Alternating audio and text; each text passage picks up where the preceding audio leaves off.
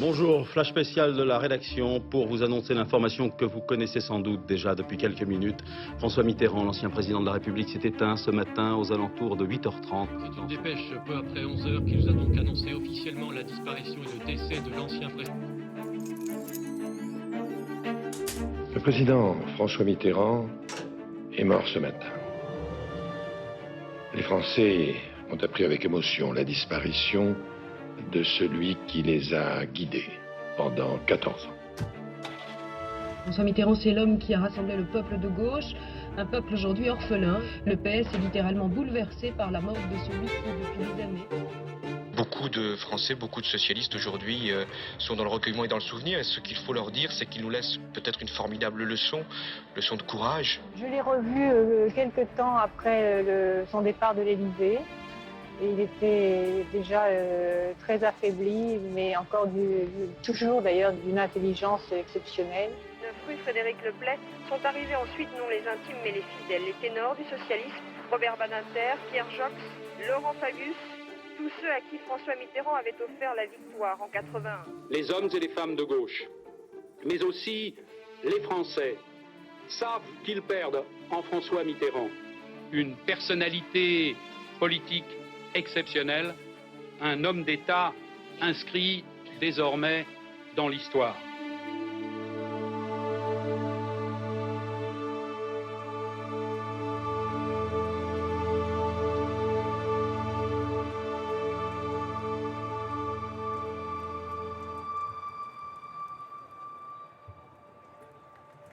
Deux jours après la mort de François Mitterrand, sa voix résonne sur la place de la Bastille à Paris. Amis qui m'entendez, c'en est fini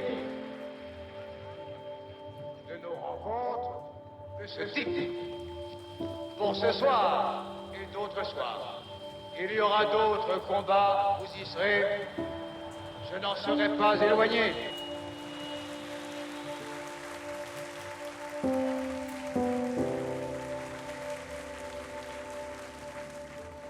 Je me souviens de cette bruine qui tombait sur la Bastille. Nous avions trouvé une rose. Il pleut sur la ville comme il pleut sur nos cœurs.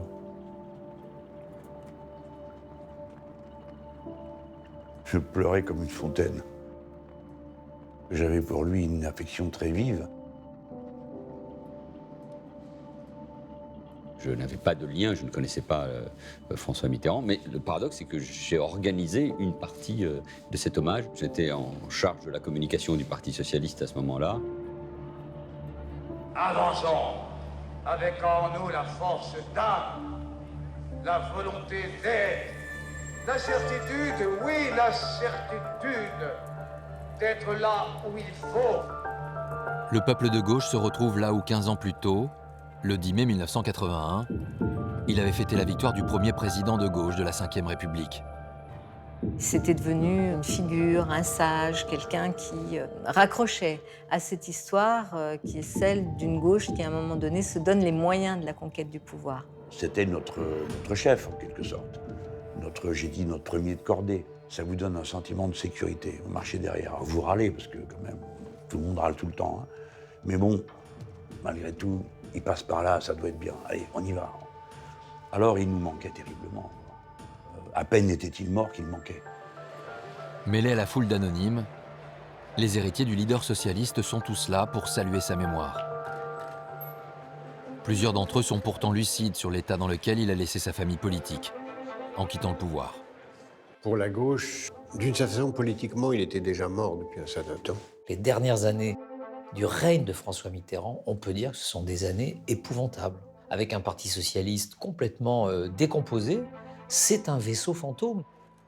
Un vaisseau fantôme que la nouvelle génération promue sous François Mitterrand rêve de reconstruire. Je crois aux forces de l'esprit et je ne vous quitterai pas. Toute cette jeune garde a le sentiment de porter en elle une part de l'héritage de ce père politique, une part de son ambition aussi. La génération Hollande, Ségolène Royal, les Manuel Valls encore plus jeunes, ainsi de suite, elle est dans la foule. Elle constate, elle regarde ce changement d'époque. mais elle n'en est pas encore acteur. Ils sont encore jeunes, peut-être un peu tendres, mais ils sont là. Et on sait que c'est autour de ces personnalités-là que la gauche va aussi s'organiser et vivre.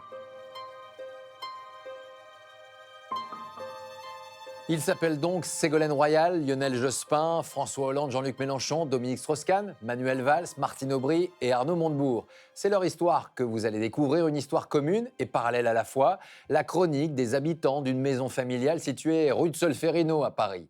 Ce sont 20 ans d'épisodes mouvementés qui conduiront l'un d'entre eux à l'Élysée, François Hollande, qui a décidé de ne pas briguer un deuxième mandat. Il faut également intégrer à cette galerie de personnalités le parcours d'un trublion prêt à bousculer l'échiquier politique. Il s'est, lui aussi, invité dans la course à l'Élysée. Son nom, Emmanuel Macron. Avant de saisir ce qui oppose les uns et les autres, et ces 2 ou 3 gauches qui s'affrontent, voici le premier épisode des Enfants terribles de François Mitterrand.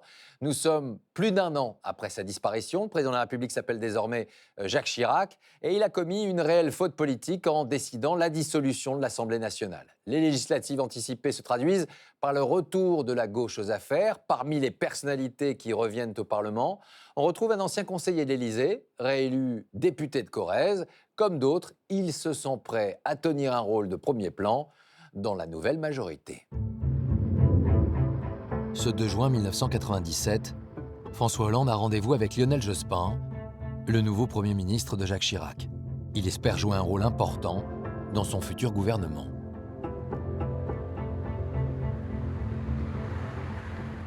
François Hollande, c'est à l'époque un député de grand talent, spécialisé dans les questions économiques, budgétaires, financières et surtout la fiscalité. Il se voyait plutôt à l'économie et aux finances.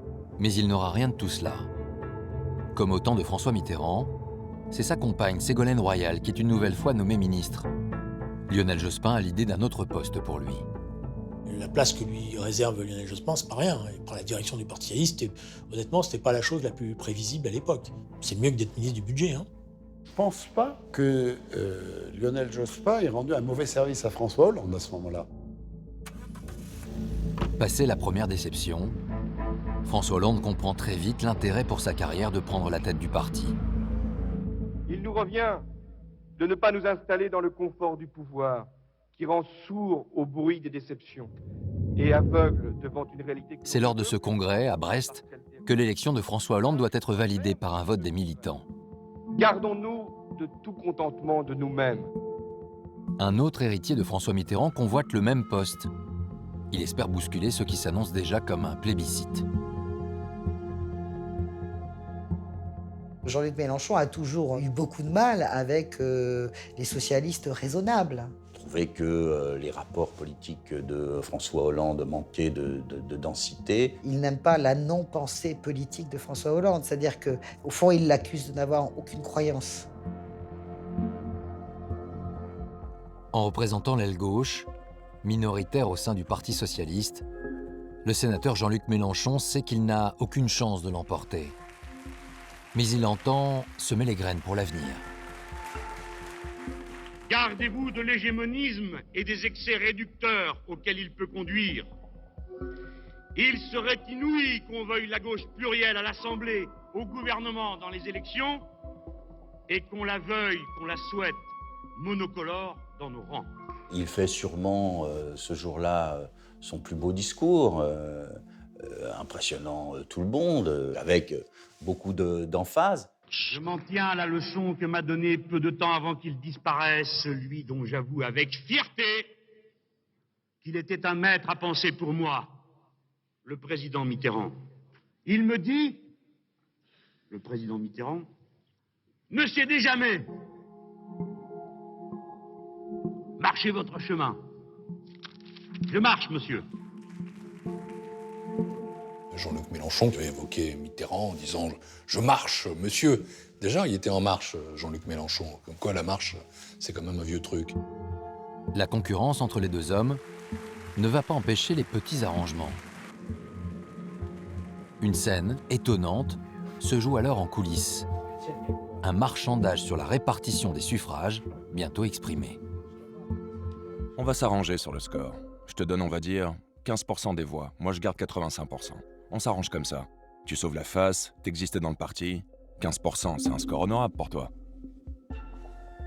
C'est un épisode peu glorieux de la vie du PS. Bon, c'est la première fois qu'on élisait le premier secrétaire au suffrage universel direct. Mais comme personne n'était habitué à ce genre de vote, et que ça semblait être une formalité, disons que la régularité des opérations était plus que discutable. Les deux hommes se quittent sur cet accord. 85% pour le vainqueur et 15% pour Jean-Luc Mélenchon, la reconnaissance de son existence à l'intérieur du parti.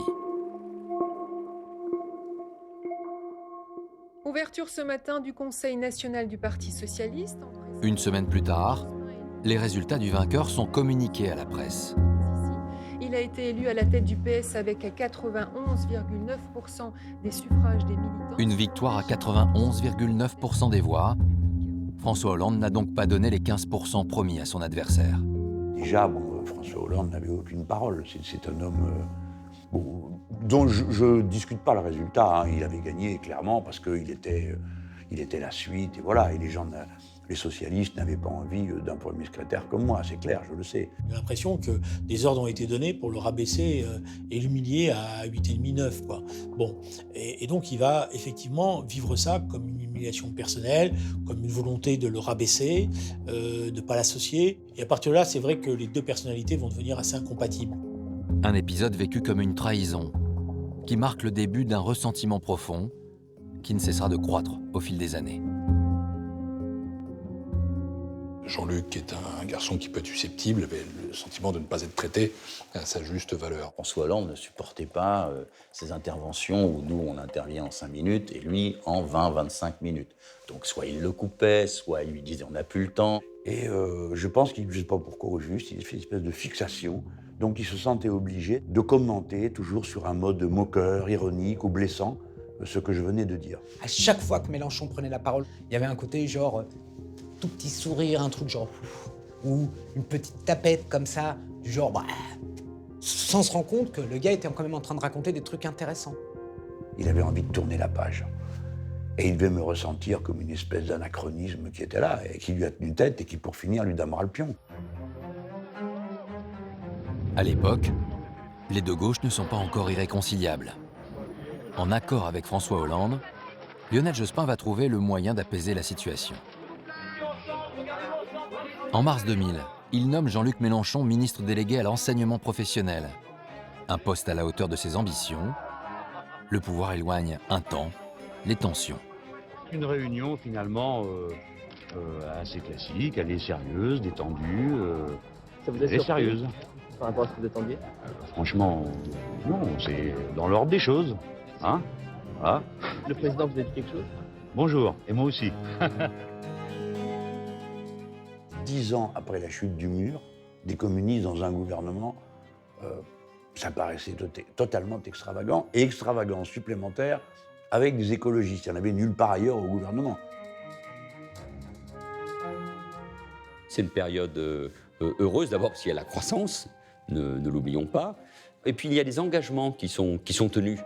Les 35 heures, les emplois jeunes, la couverture maladie universelle.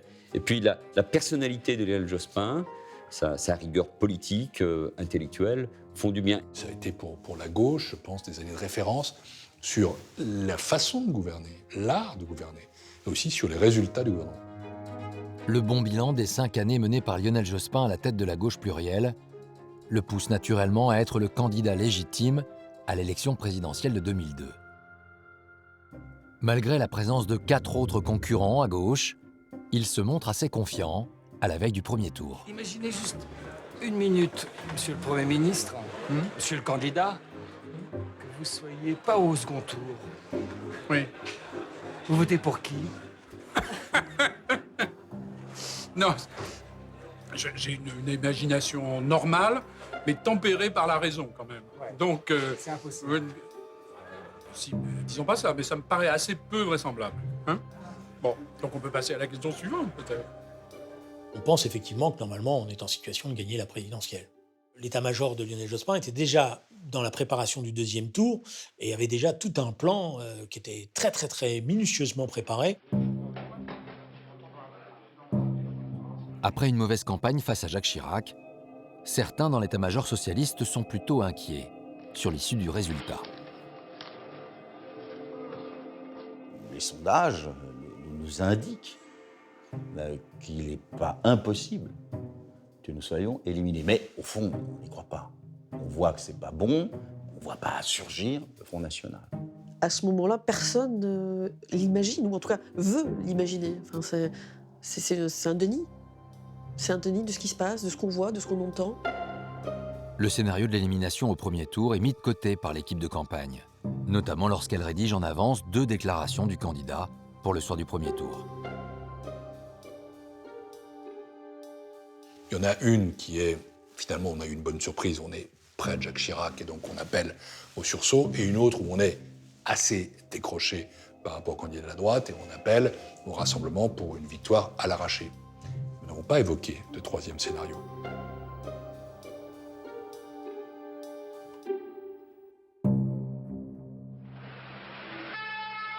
Le dimanche 21 avril à 19h, les premières estimations sorties des urnes sont connues d'un petit cercle. Dans les étages de l'atelier, le QG de campagne, les visages fermés des uns et des autres laissent envisager le pire. Quelle est l'ambiance, Michael? Ici, l'ambiance commence à être assez effervescente. Évidemment, ici également, donc, des chiffres circulent. Chacun compare un petit peu les données qu'il a. Les résultats définitifs tombent en cascade. Et ils confirment tous la percée du candidat du Front National. Le Pen est en tête à Valence, est en tête à Romans, est en tête à Montélimar, est en tête à Nyons, est en tête de partout. Je viens d'avoir Belle à la Blanay en tête. Je viens d'avoir Repsamen à Dijon, c'est une catastrophe. Mais c'est la gauche qui s'écroule. C'est la gauche qui s'écroule. Pour la première fois, la gauche ne sera pas au second tour d'une élection présidentielle. C'est une défaite historique pour le Parti socialiste. Tout s'effondre ce jour-là, quoi. Tout s'effondre, pour tout le monde. Ce choc d'être éliminé dans un premier tour, il est vécu comme le premier soubresaut très très très profond, le premier grand tremblement de terre qui fait bouger le Parti socialiste. Moi, je fais partie des gens qui n'ont pas vu arriver Le Pen au 2e tour. C'était un cauchemar. Sur le moment, je me sentais, mais je ne sais pas comment vous dire, c'était un choc physique. D'ailleurs, j'en suis tombé malade après. Ce soir-là, personne n'a osé prévenir le candidat socialiste de sa défaite. Il va donc l'apprendre en arrivant avec son épouse, moins d'1 heure avant l'annonce officielle des résultats.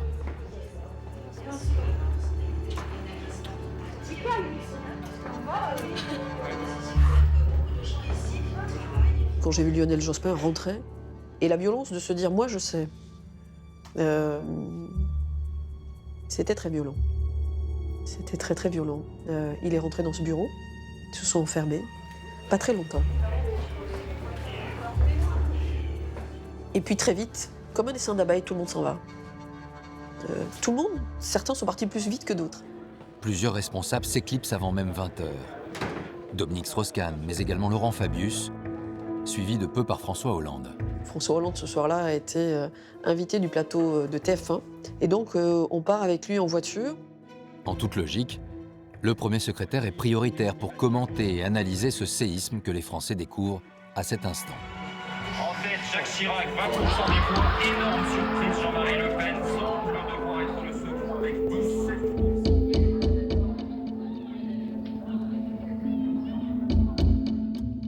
C'est seulement en arrivant aux abords du plateau de télévision que François Hollande découvre qu'il a été doublé. Donc la déclaration d'Arlette Taguillet est arrivée sur ce plateau Laurent Fabius, pour le camp Jospin, un camp qui ne sera pas... Surprise générale, il y a déjà quelqu'un qui est installé. Et ce quelqu'un, c'est Laurent Fabius. Oui, c'est un véritable cataclysme auquel on assiste ce soir, pas seulement pour la gauche, mais je dirais plus largement pour la France, puisque tout le monde pensait qu'il... Et à l'instant où on arrive et on voit cette scène, on comprend que la bataille est déjà lancée. L'après, Jospin a déjà commencé. Et quelque part, quelqu'un a déjà dégainé. C'est pas ça la France que nous aimons. Et la faute à qui? La faute à quoi? Alors, Une mauvaise campagne? il faut s'interroger bien sûr sur les causes. La guerre de succession a bel et bien commencé. Après un bref passage télévisé, François Hollande revient rapidement au QG de campagne pour assister à la déclaration de Lionel Jospin.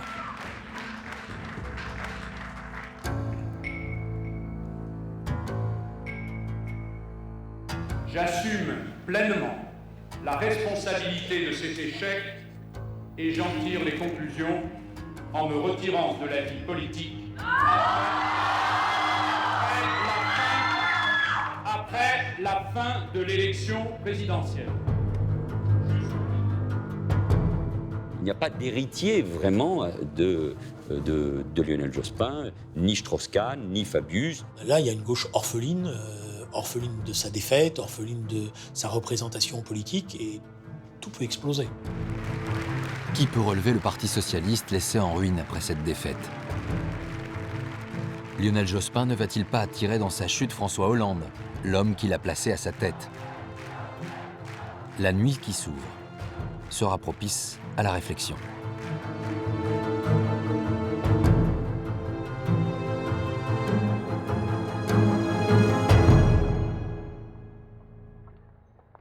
On n'a pas envie de se coucher après des moments pareils. On va aller marcher un peu autour et aller chercher un endroit pour boire un café. Autour de la table, on retrouve deux fidèles de François Hollande. Frédéric Espagnac, son attaché de presse, et Julien Drey, député de l'Essonne. Et là, on commence à avoir une discussion sur qu'est-ce qui va se passer. Et là, François Hollande est très inquiet. À juste titre, il dit, ils vont tous essayer de me virer. Dominique, Laurent, Martine, tout le monde veut prendre ma place à la tête du parti. Souvenons qu'à l'époque, il est contesté et qu'il y a d'autres ambitions. Il y a celle de Laurent Fabius, qui estime que c'est son tour. Il y a celle de Strauss-Kahn, qui pense que son temps vient. Il y a Martine Aubry. Un candidat de l'extrême droite se retrouve dans cette François, t'as raison, vous êtes nombreux, mais franchement, t'as toute la légitimité pour conserver le poste de premier secrétaire. T'as pas été au gouvernement, donc t'es pas responsable, t'es pas redevable. Franchement, c'est pas joué d'avance. Hein. Et par ailleurs, c'est aussi une chance pour toi, parce que tu peux prendre ton envol. Ça peut être ton heure aussi. Donc il réfléchit, il a un doute, mais je pense que l'idée a fait son chemin par la suite. Et c'est ça l'enjeu qui est maintenant devant nous. Vous voterez Chirac? Je le ferai. Formellement, je viens de vous le dire. La gauche se rallie à droite. Après ce choc du 21 avril, où en sont-ils? Manuel Valls quitte la communication de Matignon. Il se concentre sur ses activités de maire d'Évry et est élu député pour la première fois en juin 2002. Arnaud Montebourg, lui, devenu parlementaire à la faveur de la dissolution, se fait remarquer en tentant d'obtenir le renvoi de Jacques Chirac devant la Haute Cour de justice. Quant à Emmanuel Macron, sorti diplômé de Sciences Po Paris à l'âge de 24 ans, il a été admis à l'ENA. Le 21 avril 2002 est paradoxalement pour François Hollande le début de son histoire. Jusqu'alors dans l'ombre de Lionel Jospin, il passe au premier plan et parvient en 2 ans à apaiser les tensions. En 2004, les socialistes remportent les élections européennes et régionales. Tout semble aller pour le mieux pour l'homme de la synthèse, élu personnalité de l'année par un grand hebdomadaire. La présidentielle se profile et 2 questions se posent au PS. Quelle ligne et quel candidat? Celui qui est bien placé, c'est bien sûr François Hollande, avant que la victoire du non au référendum sur la Constitution européenne ne vienne hypothéquer ses chances. Dès lors, une autre candidate va afficher ses ambitions. Petit truc là, très bien, au milieu des feuilles mortes, c'est parfait. Hop, très bien, vous êtes complet. À plus d'1 an de la primaire socialiste, Ségolène Royal lance un scoop dans un entretien accordé à Paris Match. Elle se dit prête à relever le défi de la présidentielle de 2007. Bien sûr, tous les classiques du parti la regardaient de travers et la critiquaient. Et pas que les classiques, je m'y trouvais aussi. Alors que les cadres du parti moquent cette offre de service, François Hollande, lui, son compagnon, y voit presque une opportunité. Julien, il faut faire monter Ségolène. Parce que moi, je suis grillé pour le moment. Il nous dit, bon, il faut que vous l'accompagniez parce qu'elle n'a pas forcément l'expérience et la connaissance de l'appareil du Parti socialiste, donc aidez-la. Je trouvais bizarre que le premier secrétaire du PS que j'avais rejoint pour l'aider à être candidat à l'élection présidentielle me demande d'aider sa femme. Bon, je trouvais ça un peu bizarre. Tu comprends, ça me donne du temps pour me refaire. Ségolène peut prendre des voix à tout le monde. Et après, je reviens et je rafle la mise. Dans les faits, le premier secrétaire est affaibli politiquement. Et cela après le rejet du référendum sur la Constitution européenne, qu'il a ardemment défendu quelques mois plus tôt.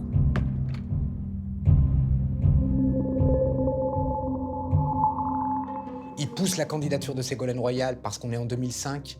Il a perdu le référendum, il pense qu'il ne peut pas être candidat, ça il l'a toujours pensé. Il ne veut pas que Fabius, que Jospin, que d'autres, que Strauss-Kahn tirent les marrons du feu. C'est pas impossible que François Hollande se dise c'est pas plus mal, c'est comme ça, la colère contre moi s'exercera moins puisque c'est Ségolène. Quand François Hollande est en difficulté sur des enjeux très importants, il a une manœuvre politique préférentielle. C'est le leurre. C'est-à-dire faire un truc qui perturbe la perception et qui lui permet de lui laisser le temps de retomber sur ses pattes. Il avait besoin d'un leurre. Mais alors, combien de temps François Hollande pense-t-il tenir cette stratégie du leurre? Et va-t-il finir par reprendre la main?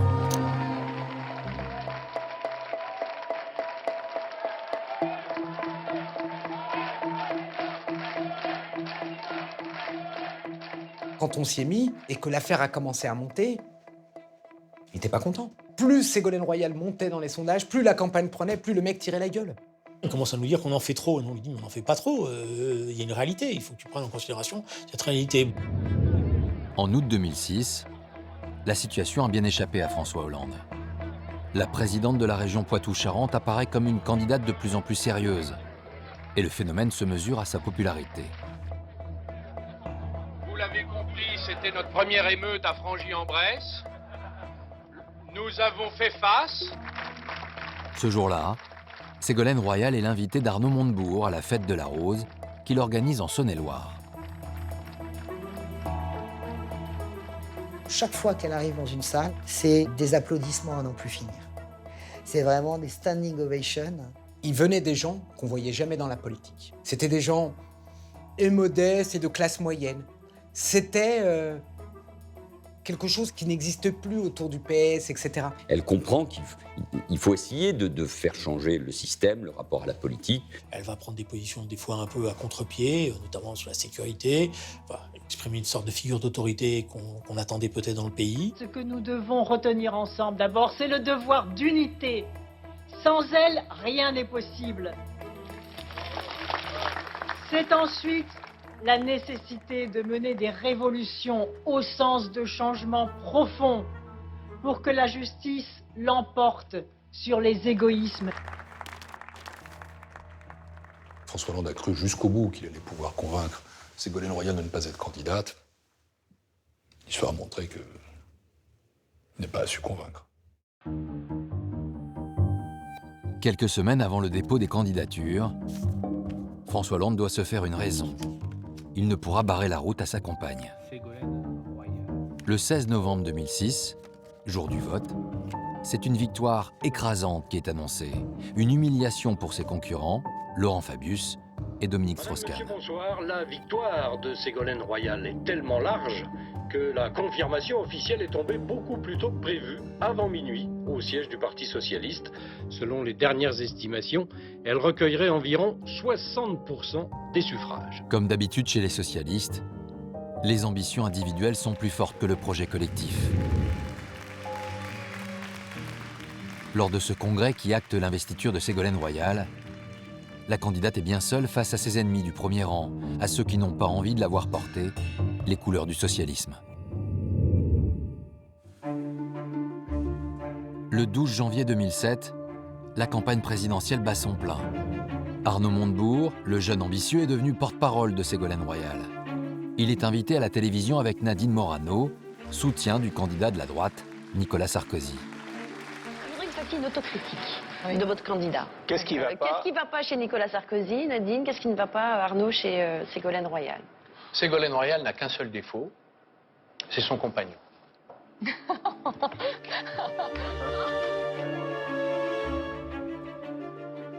Disons que c'était une phrase qui n'aurait peut-être pas dû être prononcée parce que l'humour et le deuxième degré est toujours très mal interprété. Voilà, on va le dire comme ça.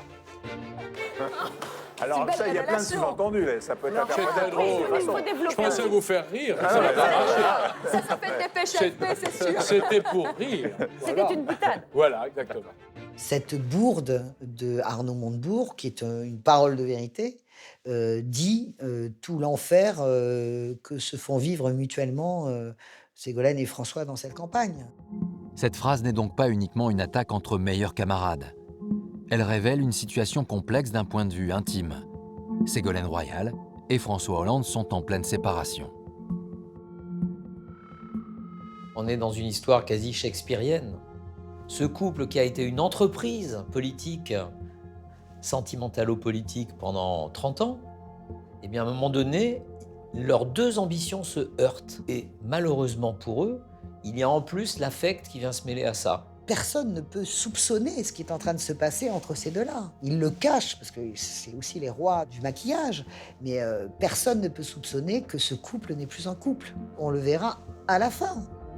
Il n'y a pas que dans sa vie personnelle que la candidate se sent abandonnée. Celle qui s'est affranchie du PS se retrouve confrontée aux vieilles querelles de courant. La candidate ne peut compter sur aucun appui, mais simplement sur des coups. À chaque fois que la candidate essayait d'apporter des idées nouvelles, vous aviez les éléphants du parti qui envoyaient leur tronc pour attraper et tirer les bras de la candidate. On sent bien qu'une partie de la gauche et du Parti socialiste, au-delà de sa personnalité, ont du mal à la suivre. Et donc, il y a un moment, dans la campagne, le poids du Parti socialiste était extrêmement difficile à porter. Elle a eu, c'est vrai, beaucoup qui ont parié sans doute sur sa défaite. Bisbille interne entre François Hollande et Ségolène Royal à propos de la fiscalité. Rivalité entre le Parti socialiste et l'équipe de campagne de la candidate, installée dans ses bureaux du boulevard Saint-Germain. Et pour couronner le tout, des sondages qui donnent désormais Nicolas Sarkozy gagnant, les handicaps se cumulent. J'ai été abandonnée par le parti, qui a joué, je pense, dès le départ, mon échec, oui. Tout en se disant, on va observer ce qui se passe, etc. Vous ne pouvez pas retrouver dans les archives un seul dirigeant du parti qui dit une phrase positive sur moi. Pas une phrase dans toute une campagne. François Hollande fera un seul meeting avec Ségolène, ce sera à Limoges, en avril, très tard dans la campagne. C'est la crise d'une candidate qui est portée par le peuple et plus par l'appareil. Donc il y avait en fait une grande solitude dans cette campagne, une immense solitude politique. J'étais entourée, j'avais mes soutiens, mes militants, mais les grands dirigeants politiques qui étaient censés organiser la campagne, dire du bien, soutenir la candidate, ils ont été aux abonnés absents.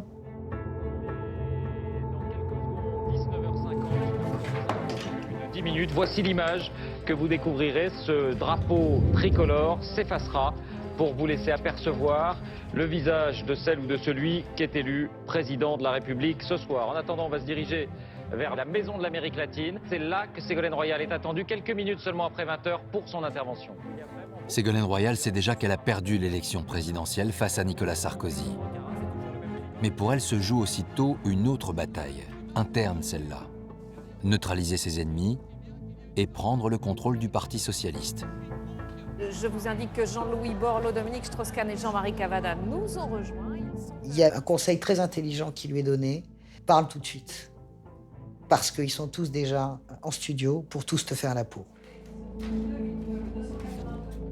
Fabius, Strauss-Kahn et François Hollande. Arnaud, Ségolène Royal est-elle en train de quitter l'endroit? Ça y est, je confirme qu'elle sort en ce moment, elle est derrière moi, donc elle quitte son QG de campagne au 282, vous la voyez peut-être derrière moi. Ségolène Royal vient de sortir accompagnée de ses directeurs de campagne. Le cortège se déplace comme il peut, entouré d'une nuée de motos et de caméramans. Sa déclaration est imminente, nous dit-on, dans l'entourage de Ségolène Royal. Qu'elle attende quand même juste les 20h, parce que sinon elle nous met dans le pétrin. Je pense qu'elle aura cette sagesse. D'accord. Il reste plus que quelques secondes. Et tous nos invités sont là sur ce plateau pour attendre ce moment fatidique. Ça y est, les Français ont tranché et c'est dans quelques secondes maintenant. Voici le résultat de notre estimation Ipsos-L. C'est Nicolas Sarkozy qui est élu président de la République avec 53% des voix. À peine le résultat annoncé, Ségolène Royal apparaît souriante, radieuse même, pour sa toute première déclaration. Et tout de suite, direction la Maison de l'Amérique latine, puisque dès 20h01, Ségolène Royal s'apprête à prendre la parole.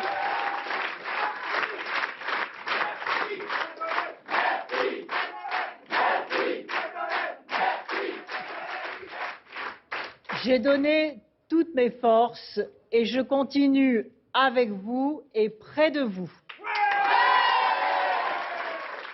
Vous pouvez compter sur moi pour approfondir la rénovation de la gauche. Mon engagement et ma vigilance seront sans faille au service de l'idéal qui nous a rassemblés, qui nous rassemble et qui va, j'en suis sûre, nous rassembler demain pour d'autres victoires.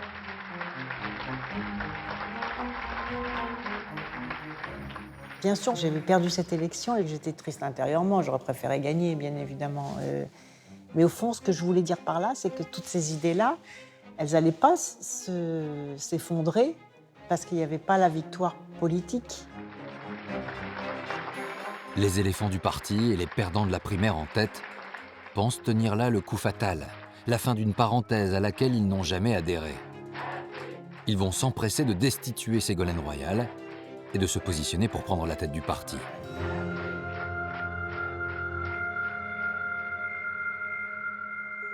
Est-ce que c'est l'échec du PS? Est-ce que c'est l'échec de la candidate du PS pour vous ce soir? Je crois que c'est une très grave défaite. D'autant que c'est la 3e fois consécutive que nous perdons une élection présidentielle.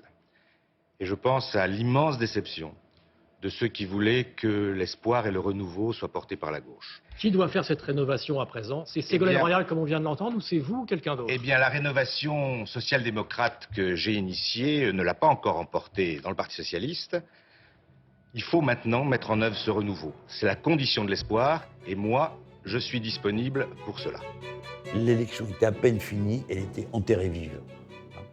C'était terminé, ils avaient déjà tourné la page et ils étaient déjà en train de se demander avec qui, avec quoi ils allaient faire la suite. Le drapeau de la gauche, M. Pujadas, est à terre. Il faut le relever.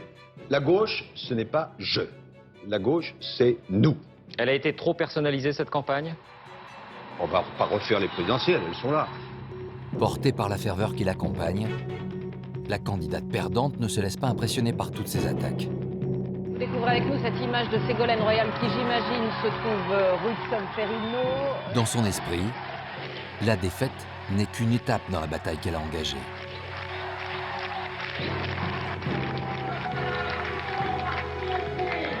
Et elle veut déjà passer à la suivante. Et tous ensemble, nous allons continuer cette extraordinaire campagne. Tous ensemble, tous ensemble. Vers 22h, Ségolène Royal va s'entretenir en tête-à-tête avec François Hollande dans le bureau du premier secrétaire.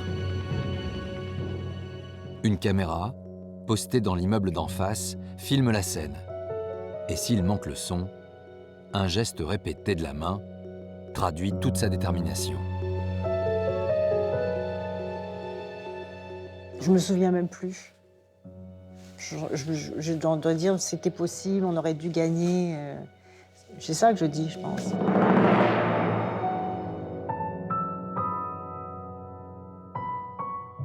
Elle lui dit je veux le Parti socialiste. La tradition au Parti socialiste, c'est que voilà, le candidat à la présidentielle devient naturellement le premier secrétaire. Et François Hollande lui dit oui, d'accord, je vais voir, tu sais, ça va être compliqué. Et Ségolène lui dit non, non, non, non, c'est pas que ça va être compliqué, tu vas le faire. Et il le fera jamais, bien sûr. Ségolène Royal a tenté en vain d'anticiper le remplacement de François Hollande à la tête du PS, mais personne n'a voulu lui accorder cette faveur. Il faut attendre l'automne 2008 et le congrès de Reims pour élire le nouveau premier secrétaire parmi 4 candidats. Ségolène Royal, Martine Aubry, Bertrand Delanoë et Benoît Hamon, représentants de l'aile gauche du parti. La première étape de l'élection se joue avant le congrès. Le 6 novembre 2008, les militants doivent choisir le projet, en clair la ligne du PS pour les 5 prochaines années.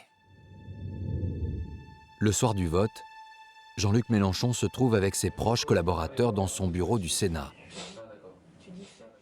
C'est une longue soirée de dépouillement qui s'annonce dans les fédérations socialistes. Et pour lui, il y a une interrogation. L'aile gauche du parti, incarnée par la candidature de Benoît Hamon, peut-elle l'emporter? C'est vraiment... T'as des pourcentages ou... Oui, 6%. Ah, et les Bouches du Rhône. 6%. Super, voilà. Et alors? C'est grave? Bah, ça fait chier, quoi, c'est tout, voilà. C'est les potes qui se tapent le cul toute la nuit à faire les manifs et les machins. Tu vois, les autres, ils sont là, ils regardent, ils comptent les points. Si je reconnais les qualités, le talent de Jean-Luc Mélenchon, il y a de la violence politique chez lui, dans les mots qu'il prononce à l'égard des individus. C'est dommage. Les premiers chiffres tombent, et ils ne sont pas bons. La gauche radicale est loin derrière Ségolène Royal, qui est en passe de prendre le parti. L'analyse de Jean-Luc Mélenchon, c'est que la victoire de Ségolène Royal, c'est la fin du Parti socialiste. Il s'est dit, tout ça va voler en éclats, ils n'arriveront pas à trouver le moyen de rester ensemble. Jean-Luc Mélenchon ne veut pas rentrer dans la logique des alliances pour s'aborder la victoire annoncée de Ségolène Royal. À 2h du matin, il prend une décision radicale dont il donne la primeur à l'équipe de télévision qui le suit depuis quelque temps. Pour moi, ça suffit comme ça. C'est bon, ça suffit. C'est bon. C'est pas avec ça qu'on va répondre à la gauche, à l'énergie populaire qui est disponible dans ce pays. Mais pas avec ça, pas pour faire ça. Et donc, voilà, moi je tourne la page, hein, ça suffit. Bon, moi j'ai dit stop, c'est fini. Stop, c'est fini. Je veux plus entendre parler de ce monde-là, de ce milieu-là.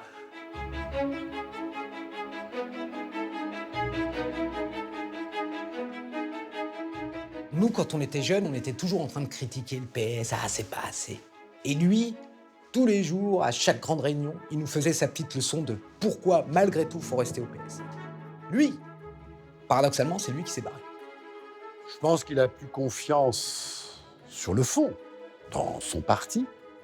Et je crois qu'il a envie vraiment d'une aventure personnelle. Il allait chercher une autre route parce qu'il avait vraiment envie d'accéder au pouvoir. Et qu'il est convaincu par ses idées sans doute, mais convaincu aussi par lui-même. Jean-Luc Mélenchon quitte le Parti socialiste après 30 ans d'histoire commune. Il pense faire de ce coup de gueule un coup d'éclat.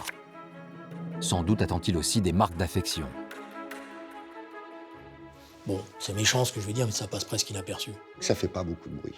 Voilà, parce que part avec pas toutes ses troupes d'ailleurs, beaucoup décident de rester. Donc finalement, ça voilà, c'est pas qu'il n'y a pas d'effet de souffle tel que peut-être Jean-Luc Mélenchon l'aurait aimé, quoi.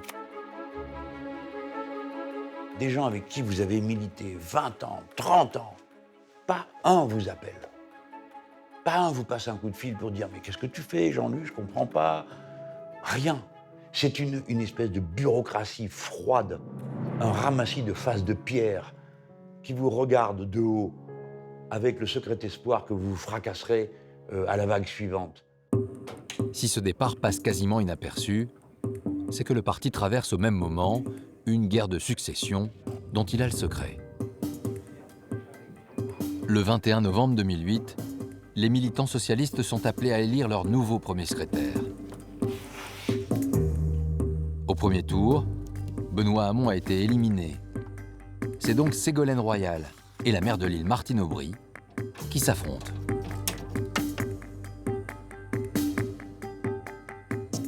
Vous avez à la fois Martine Aubry, donc, qui a l'aura de la femme politique à caractère difficile, dit-on souvent, mais solide femme d'État.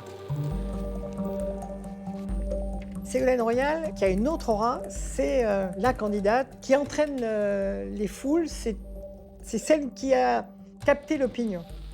Ce sont deux personnages totalement différents. Malgré le jeu des alliances contre Ségolène Royal, la dynamique du premier tour a été nettement de son côté. Va-t-elle alors transformer l'essai ?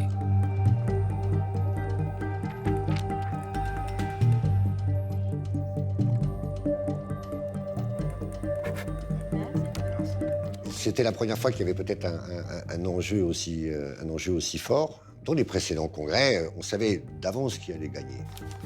Et la panique gagne le camp de Martine Aubry. En particulier dans le Nord, son fief, où des instructions ne tardent pas à tomber dans les sections socialistes.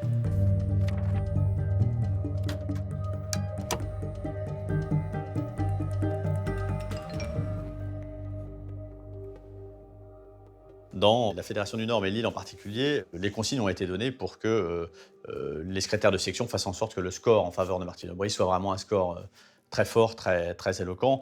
On leur demande quasiment de bourrer les urnes. C'est vraiment le terme qui est employé par un conseiller de mairie à Lille.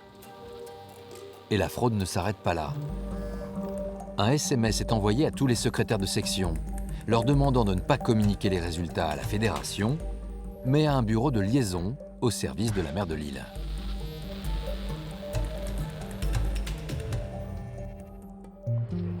Les bureaux ont fermé en fin de journée. Et à 22 h, les partisans de Ségolène Royal sont réunis pour attendre les premières estimations.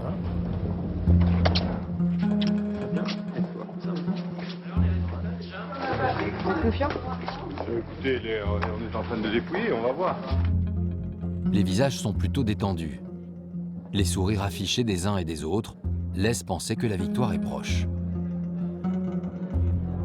À 22h30, j'envoie un SMS à François Hollande, premier secrétaire du PS, pour lui demander alors quels sont les résultats. 22h30, il me dit « c'est Ségolène Royal, c'est net ». Les bureaux de vote sont fermés depuis 1 heure maintenant, le dépouillement a commencé.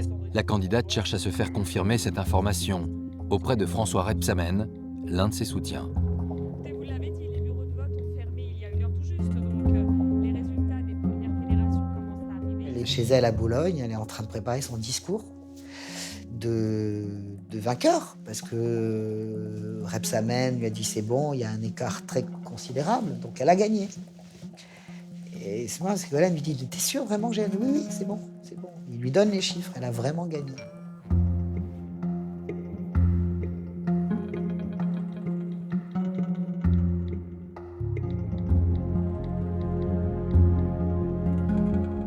Et à ce moment-là, on voit dans le QG de Ségolène Royal Julien Drey quasiment en larmes, disant on a fini avec les vieux éléphants du PS, on en a fini avec cette génération, on est vraiment en train de déboucher le champagne. On voit les sourires sur les visages. Une légère avance de Ségolène Royal. Bien entendu, il faut avoir les chiffres officiels et les confirmations. Alors que le camp de la gagnante a déjà l'esprit à la fête, un coup de théâtre va se produire. Si quelqu'un donne aujourd'hui à ce temps-là des chiffres, c'est qu'on est en pleine manipulation. Et tout d'un coup, commencent à apparaître des informations un peu bizarres, comme quoi Aubry ferait un carton. On est en train d'assister à un mouvement de bascule où tous les résultats qui jusqu'ici donnaient Ségolène Royal en tête sont en train de se retourner. Quand vous recoupez, il y a un problème, quoi. Il y a quelque chose qui ne correspond pas aux dynamiques, aux rapports de force, aux informations. Parce que quand, par exemple, moi, je suis sur le terrain, dans ma section ou d'autres, on voit bien que les gens disent finalement Ségolène, ouais. Et au niveau national, on a le résultat contraire. L'entourage de Ségolène Royal comprend que les scores de certains bureaux de vote, notamment dans la Fédération du Nord, ont été artificiellement gonflés. Il y a des écarts considérables, parfois de 30 voix. Martine Aubry gagne 30 voix entre le résultat de section et le résultat dans la fédération. Des taux de participation dignes de l'ère soviétique, à plus de 95%, qui sont totalement inhabituels. Dès lors, une bataille de chiffres s'engage entre les deux camps. La nuit sera longue. Chacun, alors après, essaye d'allumer ses contre-feux en trouvant quelque part 2 voix par-ci, 3 voix par-là, donc pour provoquer de l'émotion et finalement contester le vote. De part et d'autre, il y a eu des accusations de tricherie. Il y a eu le sentiment voilà, que dans tel ou tel département, on a rajouté des voix dans un sens, mais si on est objectif aussi dans un autre. Il y a eu aussi des tripatouillages dans le camp de Ségolène Royal, c'est manifeste, dans les Bouches-du-Rhône notamment, mais de façon beaucoup plus artisanale, j'allais dire. Les pros de la fraude se trouvent dans le camp de Martine Aubry. Or, il se trouve que le résultat est tellement serré que ce coup-ci, la fraude va jouer un rôle déterminant. Les arrangements avec les chiffres, le Parti socialiste en avait l'habitude au moment des congrès. Cette fois, c'est une véritable inversion du scrutin qui est en train de se jouer. Et face à ce qui s'annonce comme une véritable crise, le premier secrétaire encore en poste est appelé à la rescousse. François Hollande, il est à Tulle, en Corrèze, il ne revient pas dans la nuit, il est appelé par tout le monde, il reste à Tulle, il ne s'en mêle pas, parce qu'il sait très bien ce qui est en train de se passer. Mais il est impossible que Ségolène devienne première secrétaire, parce que si elle est première secrétaire, elle est candidate à la présidentielle en 2012, naturellement. La confusion est donc totale. Pourtant, à 1 h du matin, avant même la proclamation officielle des résultats, c'est l'un des lieutenants de Martine Aubry qui prend la parole devant la presse. Il semble maintenant acquis que Martine Aubry sera la prochaine première secrétaire nationale du Parti socialiste. Sur une avance, certes réduite, mais qui devient de plus en plus importante. À cette annonce, Manuel Valls, le porte-parole de Ségolène Royal, rétorque aussitôt. Ce qui est en train de se passer ce soir est scandaleux. Que des responsables du Parti socialiste, en rien habilités, soient en train de proclamer des résultats il y a un instant, c'est du jamais vu. Il est, comme souvent, l'un des plus déterminés dans cette bataille. Il ne se pose pas trop de questions, il y va avec force et énergie. C'est lui aussi qui montra très fort en menaçant de porter plainte contre le Parti socialiste et contre le camp d'en face pour rétablir la victoire de celle qu'il défend, Ségolène Royal. Nous ne nous laisserons pas voler cette victoire. C'est la raison pour laquelle nous ne pouvons pas accepter des annonces prématurées, des tricheries qui sont indignes d'une grande formation politique.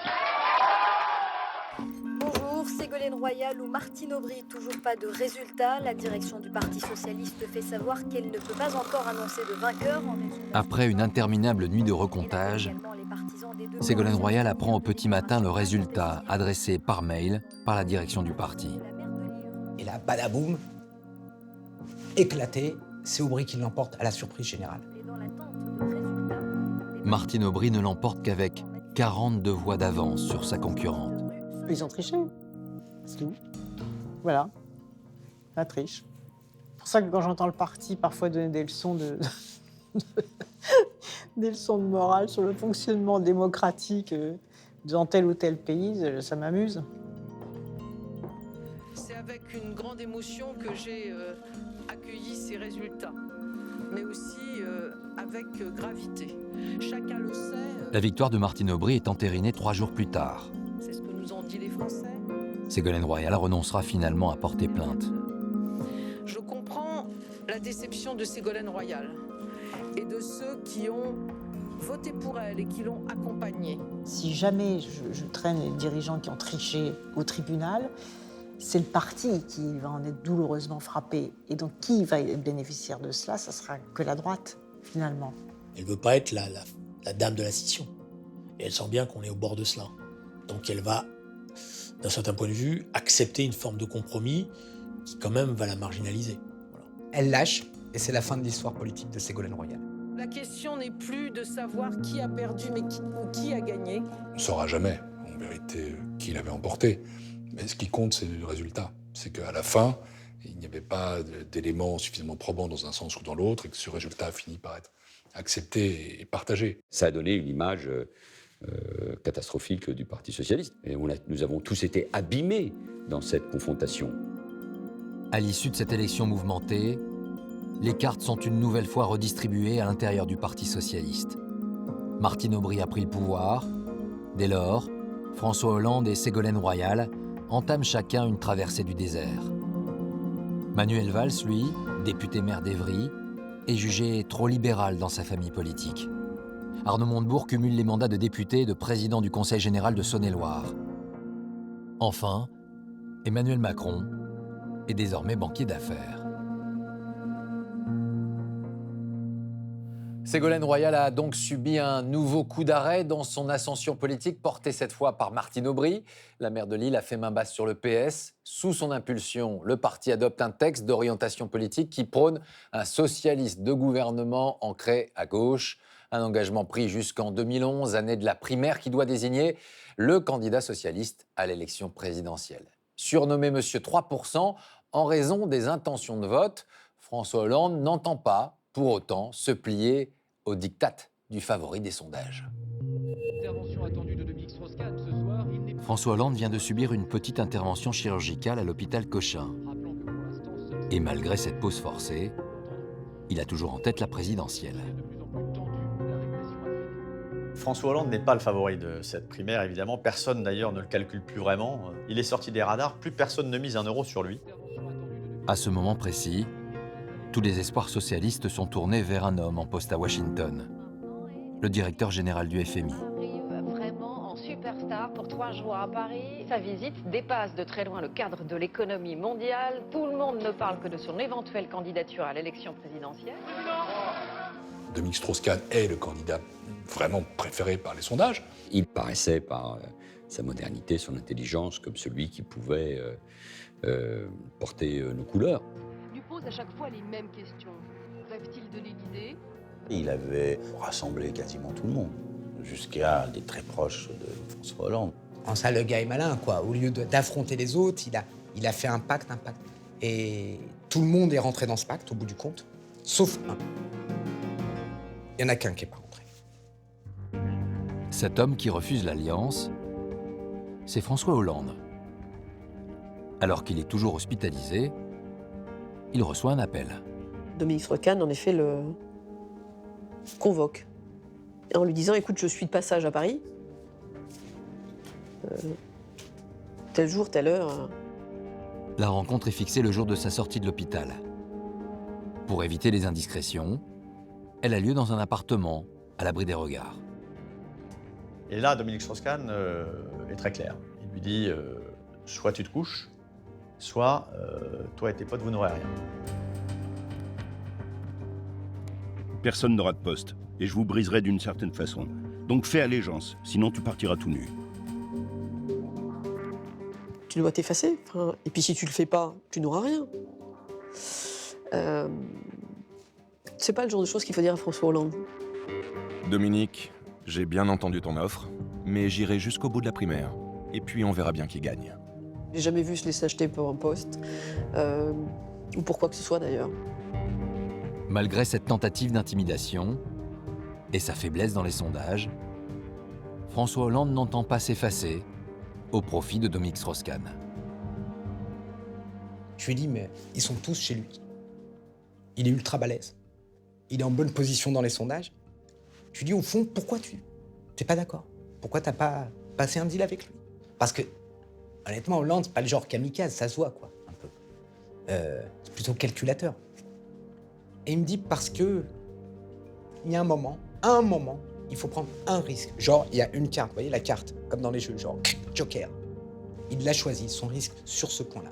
C'est un homme qui a préparé son programme et qui, je crois, étonnamment, n'a aucun doute sur le destin qui est le sien. Le 31 mars 2011, François Hollande annonce sa candidature à la primaire, prévue 6 mois plus tard. Il est déterminé à affronter le favori des sondages, qui devrait bientôt se déclarer à son tour. Mais c'est un autre scénario qui va se jouer. Bonsoir à tous. L'information nous est parvenue il y a une vingtaine de minutes. Dominique Strauss-Kahn aurait été arrêté hier à New York. Dominique Strauss-Kahn devrait être inculpé pour agression sexuelle, pour tentative de viol et pour séquestration. Il est, à l'heure qu'il est, entendu par la police aux États-Unis. Ruth Elkrief, c'est un coup de tonnerre aux États-Unis. C'est évidemment un coup de tonnerre en France. Tout le monde est tombé à la renverse. On est tous quand même choqués. Le premier sentiment, c'est celui-là. Au Parti socialiste, l'une des réactions les plus attendues est celle de la première secrétaire qui soutenait DSK, Martine Aubry. Martine était une tristesse infinie, parce que à la fois elle voyait la situation dans laquelle était Dominique Strauss-Kahn et la situation dans laquelle était le Parti socialiste. Les nouvelles qui nous parviennent depuis cette nuit de New York sonnent à l'évidence comme un coup de tonnerre. Et je suis moi-même, comme tout le monde, totalement stupéfaite. J'en appelle à chacun à attendre la réalité des faits, à respecter la présomption d'innocence, et puis à tous à garder la décence nécessaire. Le lendemain de son arrestation, le patron du FMI réapparaît pour la première fois. Une image d'abord saisissante, il était 23h à New York, 5h en France. Le directeur du FMI quitte le commissariat de Harlem. Menottes au poignet et le visage fermé. Ces images vont faire le tour du monde et elles signent la fin des espoirs de DSK d'être candidat à la présidentielle. Dominique Strauss-Kahn sort de cette vie politique et donc du coup la donne est totalement nouvelle. Il fallait continuer à marcher. On rentrait dans une nouvelle époque. Et il allait falloir faire sans Dominique. Au sein de l'état-major socialiste, la question est maintenant de savoir qui peut remplacer le favori des sondages.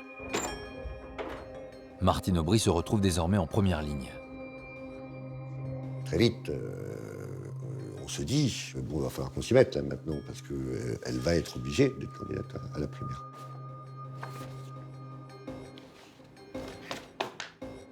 Martine Aubry, peut-être a-t-elle été désarçonnée par ce qui s'est passé, parce qu'elle s'était préparée à soutenir un autre qu'elle, Dominique Strauss-Kahn, et elle a eu du mal à se projeter dans l'idée que c'était son tour. Elle n'a pas bâti un plan de carrière pour être présidente de la République. C'est lié à ces personnes qui savent tellement que c'est difficile, mais qui savent tellement qu'il faut en faire beaucoup pour réussir, qu'au fond, il y a des doutes.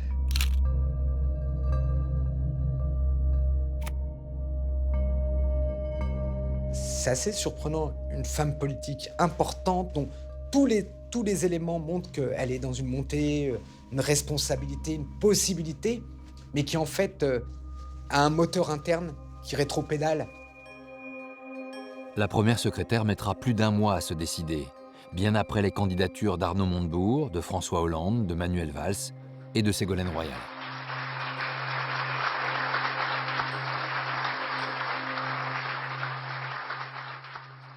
J'ai décidé de proposer ma candidature à l'élection présidentielle. Avec votre soutien, avec votre confiance, je prends aujourd'hui devant vous l'engagement de la victoire en 2012. Vive la République, vive la France. Martine Aubry s'engage à gagner la présidentielle. Mais il va falloir affronter un adversaire imprévu qui progressivement est en train de s'imposer. Et ce personnage, c'est François Hollande. La victoire nous était promise. Et celui qui allait être désigné à l'issue de la primaire allait être sans aucun doute le président de la République. Les Français ont beaucoup voté en fonction de ça, de celui ou de celle qui pouvait battre Sarkozy. Le 9 octobre 2011, 2 700 000 électeurs participent au premier tour de désignation du candidat socialiste. François Hollande décroche la première place, avec toutefois un score en dessous de ses attentes. François Hollande arrive en tête avec 38,9%. Ça se resserre avec Martine Aubry qui a 30,6%. Le fait que Martine passe la barre des 30% et que François Hollande soit en dessous de 40%, tout d'un coup, les choses n'étaient plus aussi écrites d'avance. Le vainqueur et sa garde rapprochée tiennent tout de suite une réunion à huis clos. Ils savent que pour l'emporter face à Martine Aubry, il est indispensable d'obtenir le ralliement des autres candidats. Manuel Valls, crédité de 5,6% des voix, est le premier à se prononcer. Mon rôle est d'être très clair ce soir, de défendre mes convictions. Et mes convictions m'amènent tout simplement à appeler à voter et à nous rassembler autour de François Hollande. Une grande partie des idées que je portais sur la République, la laïcité, la sécurité, bien sûr, mais aussi ce que nous devions faire pour soutenir davantage la compétitivité, eh bien, une grande partie de ces idées, je considérais que François Hollande les portait. François Hollande reçoit également le soutien de celle qui a réuni un peu moins de 7% des suffrages, son ancienne compagne, Ségolène Royal. Je le fais pour faire gagner la gauche, je le fais en fonction du candidat qui est arrivé en tête. Je le fais aussi, je pense, dans un souci aussi peut-être d'apaisement pour mes enfants. Je pense que ça a joué. Donc, il y a beaucoup de choses qui se vivent à ce moment-là.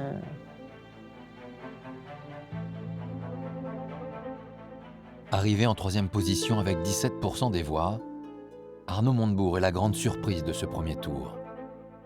C'est à lui d'affirmer désormais une préférence, et son alliance avec François Hollande n'est pas une évidence. Politiquement, François Hollande, d'une certaine façon, si on veut schématiser les choses, est le plus à droite. Martine Aubry est le Parti socialiste, on va dire, centriste, et Arnaud Montebourg, lui, est plutôt à gauche. On se souvient que le mot-clé de sa primaire, à Montebourg, le mot qui le fait monter, qui lui donne son score, c'est démondialisation. Donc, en toute logique, tout le monde s'attend, sur le fond, à ce qu'il soit plutôt proche de Martine Aubry. Alors ça va? Le lendemain, les deux hommes se croisent par hasard dans les loges de France Télévisions.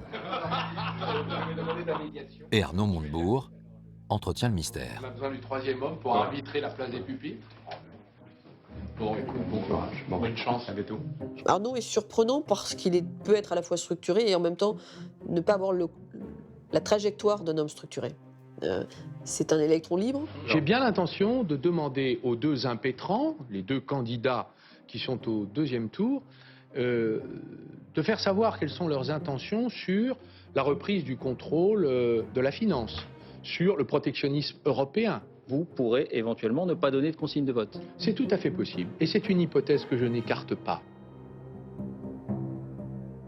Ce qu'il attend à ce moment-là, c'est qu'on lui promette quelque chose. Il y a eu une rencontre entre Arnaud et Martine. Il n'y a pas eu d'échange de son soutien contre tel ministère ou tel ministère, parce que ce n'est pas la façon de Martine de pratiquer.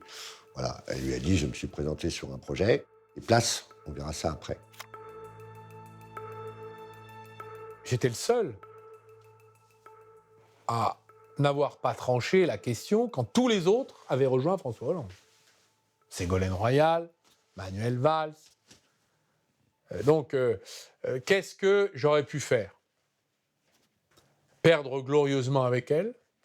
Donc j'ai fait un choix qui était le choix de la raison. Ce choix, tombé à 2 jours du second tour, c'est celui de François Hollande. Un coup fatal pour le camp de Martine Aubry. C'est vrai que le fait qu'Arnaud Montebourg soutienne in fine François Hollande, ça a été une surprise. D'ailleurs, il a été contesté parmi ses propres troupes. Montebourg pense que avec lui, François Hollande va gagner et a dû négocier déjà un ministère. Voilà, ça fait un choix d'opportunité, un choix de calcul. C'est l'alliance des contraires. Lui, qui est très à gauche, démondialisateur, keynésien, anti-européen, va soutenir l'exact opposé pour battre Martine Aubry. Est-ce que c'était une erreur? Rétrospectivement, je le crois. Est-ce que c'était une nécessité à l'époque? Je le crois aussi. Grâce à tous ces ralliements, le 16 octobre 2011, François Hollande est désigné candidat officiel du Parti socialiste à l'élection présidentielle. Sa concurrente malheureuse prend aussitôt une décision. Moi, la première des choses qu'elle me demande, par exemple, c'est d'appeler François Hollande pour qu'on organise très très rapidement sa venue rue de Solferino et qu'on organise surtout la photo de Martine et de François.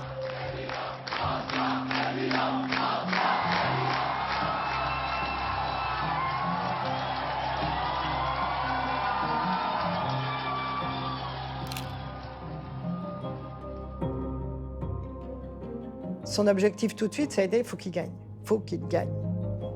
La France va mal, il faut qu'il gagne. Après cette photo de famille, François Hollande lance sa campagne. Elle connaît d'abord un bon démarrage, mais fin 2011, la situation est plus incertaine. Et certains de s'interroger sur sa stature. Le candidat socialiste a en tête un rendez-vous important sur lequel il mise beaucoup. Ce 22 janvier 2012, il est attendu pour un grand meeting au Bourget. Tout le monde a pu rentrer ? Avec François Hollande, nous avons une conviction, c'est qu'il faut réussir ce grand rendez-vous, porter un coup massif pendant la campagne. Plus de 20 000 militants ont répondu à l'appel. Et au premier rang, toutes les figures du parti se montrent rassemblées. Il y a Lionel Jospin, il y a Laurent Fabius, Michel Rocard, etc. Tous les grands devanciers. La plupart des dirigeants politiques qui l'ont combattu, la gauche du parti et Montebourg, que sais-je encore. Dans sa loge, François Hollande met la dernière touche à son discours. Il a conscience que chaque campagne est marquée par un acte fondateur. Il a passé des heures. C'est quelqu'un qui sait que les grands discours peuvent être des moments, comme on dit, fondateurs.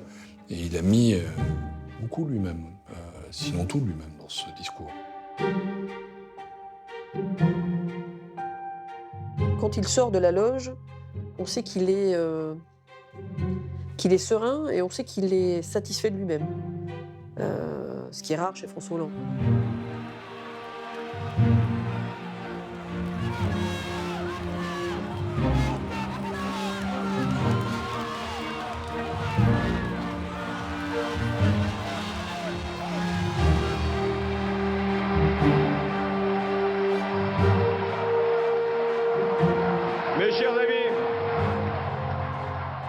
Aujourd'hui, c'est moi qui vous représente.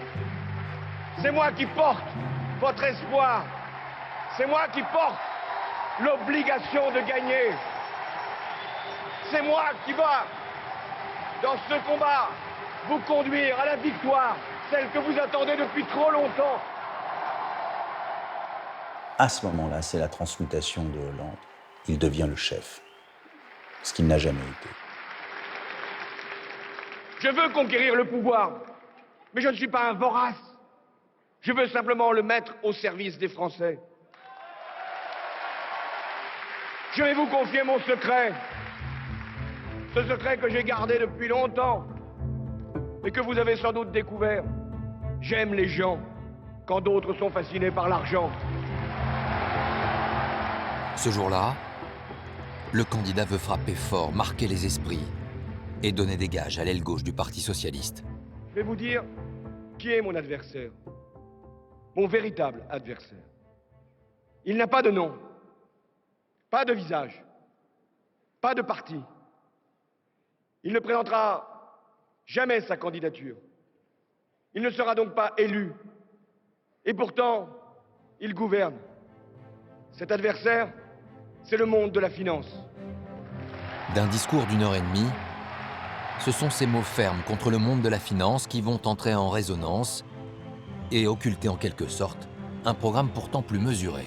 On a voulu le ramener à une phrase, comme si tous les Français de gauche avaient vu dans cette phrase la rupture avec le capitalisme. Non, le discours, reprenez-le, ce n'est pas ça. C'est un discours extrêmement équilibré et social-réformiste. Notre campagne était une campagne réaliste. Nous disions que nous allions rester dans la sphère européenne, que nous allions ramener les déficits en dessous de 3%, et nous ne promettions pas la Lune. Mobilisons-nous, rassemblons-nous, et dans 3 mois, nous ferons gagner la gauche, avancer la France, et nous réussirons le changement, j'y suis prêt. Au Bourget, François Hollande est parvenu à fédérer autour de lui l'ensemble du parti, jusqu'à son aile gauche, comme François Mitterrand avait réussi à le faire, avant lui. Je vis le Bourget comme un beau meeting. En tout cas, ça donne de la dynamique de campagne. On avait tous besoin de quelque chose pour nous rassembler, d'un ciment, d'une sorte de totem. Et le discours du Bourget, c'est un totem. C'est un tournant. Et c'est sans doute ce discours qui aura fait aussi sa victoire. Vive la République et vive la France!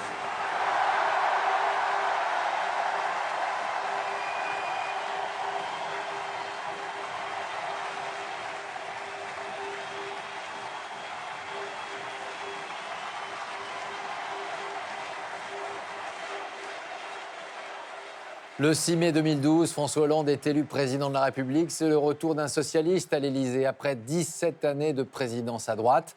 Jean-Marc Ayrault est nommé Premier ministre. Martine Aubry, à qui ce poste n'a pas été proposé, refuse d'entrer au gouvernement. Elle quitte la direction du PS et s'efface ensuite du premier plan de la scène politique. Manuel Valls et Arnaud Montebourg sont récompensés de leur soutien. Le premier obtient le ministère de l'Intérieur, le second celui du redressement productif. Dès lors, le chef de l'État parviendra-t-il à gouverner à gauche et à fédérer sa famille politique autour de son mandat, comme il l'a fait pendant la campagne? Voici venu le temps de l'exercice du pouvoir et de sa dure réalité. Tout au long de sa campagne, François Hollande a promis une présidence normale, exemplaire, en rupture avec celle du président sortant. Quand Sarkozy a été battu, on a peut-être oublié ça, il y a eu comme un soulagement dans le pays. Parce que cette personne électrise le monde entier, quoi. Donc Hollande se sentait le devoir d'apaiser la société. Il avait simplement misé sur le fait qu'en s'affichant comme l'anti-sarkozyste absolu, l'homme qui allait pacifier la France, le président normal, eh bien ça allait suffire à faire baisser la tension dans le pays. La réalité politique ne va pas tarder à le rattraper. Un mois seulement après son arrivée, le rapport annuel de la Cour des comptes révèle des finances publiques très dégradées, bien plus qu'il ne l'imaginait. C'est un quinquennat qui survient dans des conditions extrêmement difficiles. La crise est là. Et nous héritons d'une situation économique, je le sais, je suis ministre du Comité des Finances, qui est mauvaise. Des finances publiques en capilotade, une économie avec une croissance anémique et un chômage qui continue de monter. Et il y a une erreur qui est commise d'entrée de jeu, c'est de ne pas avoir dit clairement les choses sur la situation du pays. Nous aurions dû dire, c'est beaucoup plus difficile que nous pensions, toutes les promesses que nous avons engagées, nous ne pourrons pas les accomplir. Mais ce n'est pas la stratégie adoptée par le chef de l'État, qui préfère taire cette situation de faillite dans laquelle se trouve la France. Il croit beaucoup à l'importance de la psychologie en économie. Donc il considère que si on envoie des signaux négatifs, on accentue en quelque sorte la crise qui est déjà là. François Hollande n'avait sans doute pas imaginé les conséquences de ce choix du silence. L'absence des réformes économiques promises jette le trouble dans l'opinion. Tout de suite, il s'est trouvé dans une situation d'impopularité. Et on lui a fait un procès en amateurisme, un procès en décision molle. L'anti-landisme est devenu quasiment une idéologie où tout le monde, tout va mal. Rien n'est possible. L'image du président semble déjà abîmée et une affaire va la ternir un peu plus encore. Début décembre, une enquête d'un site d'information met en cause son ministre du Budget, Jérôme Cahuzac. Un ministre du Budget soupçonné d'évasion fiscale, ça n'est pas rien. Jérôme Cahuzac a-t-il possédé un temps un compte en Suisse? C'est ce qu'affirme Mediapart. Hollande tombe des nues, parce que c'est tout ce que n'est pas Hollande a priori, c'est-à-dire l'attrait du gain, le mensonge, la moralité. Voilà, Hollande, jusqu'à preuve du contraire, n'a jamais été pris dans une affaire. Et là, dans un premier temps, c'est un peu la stupéfaction et le scepticisme qui l'emporte. L'accusation lui paraît tellement énorme qu'il a quand même du mal à y croire. Le président convoque aussitôt Jérôme Cahuzac, l'un des hommes forts de son dispositif. Il incarne une ligne de fermeté en matière d'évasion fiscale. Jérôme Cahuzac lui certifie dans son bureau que tout cela n'est que mensonge et qu'il n'a pas de compte en Suisse. François Hollande, il est confronté aux dénégations vraiment fermes et réitérées de son ministre, les yeux dans les yeux, lui venant lui dire « mais je suis victime d'une cabale, je le prouverai, c'est n'importe quoi ». Et François Hollande, jusqu'au bout, veut croire que Jérôme Cahuzac est sincère. Il ne voit pas la duplicité chez Jérôme Cahuzac et puis il fait confiance. C'est son principe, je fais confiance. Je dément catégoriquement les allégations contenues sur le site Mediapart. Je n'ai pas, monsieur le député, je n'ai jamais eu de compte à l'étranger, ni maintenant, ni avant. Et c'est donc devant la justice que je m'expliquerai devant ces contradicteurs en attendant d'eux des éléments probants qui, à ce jour, font manifestement défaut. Merci, monsieur le député. Le président de la République maintient son ministre à son poste, tandis que la justice est saisie d'une pièce à conviction. Une conversation enregistrée à l'insu de Jérôme Cahuzac, dans laquelle il reconnaît détenir un compte en Suisse. Une enquête est ouverte par le procureur de Paris, et là, très vite, les magistrats ont la certitude que la conversation téléphonique était authentique. Le ministre du Budget est entendu le 2 avril 2013. Et il finit par avouer, après 4 mois de déni, qu'il est bien un évadé fiscal. À partir de ce moment-là, immédiatement, Cahuzac est débarqué. Pour Hollande, c'est un cataclysme personnel. D'abord, parce qu'il se sent trahi comme jamais. Non seulement il a commis une faute contre l'éthique personnelle, mais en plus il a commis une faute politique contre sa famille. Ça nous a salis, ça nous a abîmés. On survit à ça, mais on en est affaibli. Le chef de l'État va tenter de reprendre la main, de limiter les dommages collatéraux, en faisant de cette affaire le point de départ d'une République plus exemplaire. Je suis donc amené à prendre 3 décisions. D'abord, renforcer l'indépendance de la justice. Ensuite, assurer la publication et le contrôle sur les patrimoines des ministres et de tous les parlementaires. Enfin, les élus condamnés pénalement pour fraude fiscale ou pour corruption seront interdits de tout mandat public. Les difficultés économiques, cet épisode Cahuzac et d'autres affaires remettent finalement en cause l'autorité de François Hollande. Et 2 ans après son élection, une première sanction tombe. Ces premières estimations montrent que la gauche perd Reims, Saint-Étienne, Pau. Le 30 mars 2014, la gauche subit une défaite historique aux élections municipales. Il y a à l'heure actuelle au moins 3 villes qui ont été conquises par le Front National. Ce soir-là, le ministre de l'Intérieur Manuel Valls fait passer un message au président de la République. Il appelle Hollande et lui dit voilà, maintenant tu te retrouves à poil devant les Français. C'est vraiment l'expression qu'il emploie. Tu te retrouves à poil devant les Français. Il faut absolument que tu prennes des décisions fortes. Il faut que tu vires héros et que tu me nommes. Le ministre de l'Intérieur attend ce moment depuis qu'il sait en difficulté le Premier ministre, Jean-Marc Ayrault. Nous n'arrivions plus à travailler dans le gouvernement Ayrault.